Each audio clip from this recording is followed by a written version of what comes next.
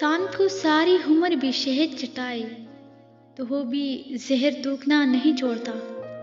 اس طرح کچھ لوگوں پہ آپ چاہے کتنے بھی خلوص لٹا دے اور ڈسنے سے باز نہیں آئے گی، کیونکہ فطرت نہیں بدلتی۔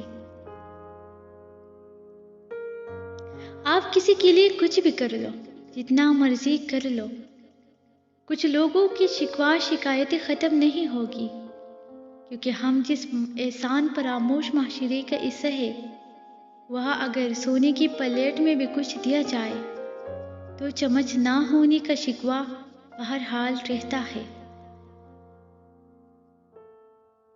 ایک بزرگ سے شیطان نے کہا، تجھے اللہ پر بہت یقین ہے نا؟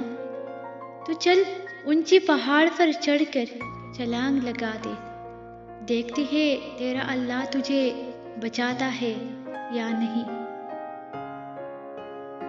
بزرگ نے جواب دیا کہ یہ اللہ کا کام ہے، مجھے آزمائے، میرا کام نہیں کہ میں اپنے سچے رب کو آزماؤں۔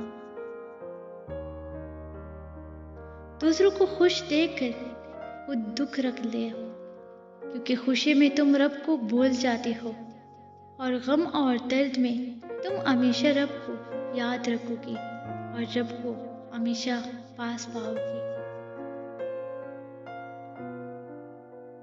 شیخ سعدی رحمۃ اللہ علیہ نے فرمایا، آپ کے اخلاق کی قدر بھی لوگ اس وقت کریں گے جب آپ کے پاس دولت اور طاقت ہو۔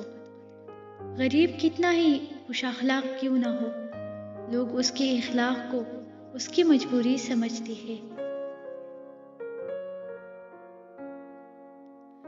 اگر لوگ تم سے متاثر ہو رہے ہیں تو تکبر نہ کرو، شکر ادا کرو اپنے رب کا، جس نے تمہاری عیب چھپا کر تمہیں لوگوں میں معزز بنا رکھا ہے۔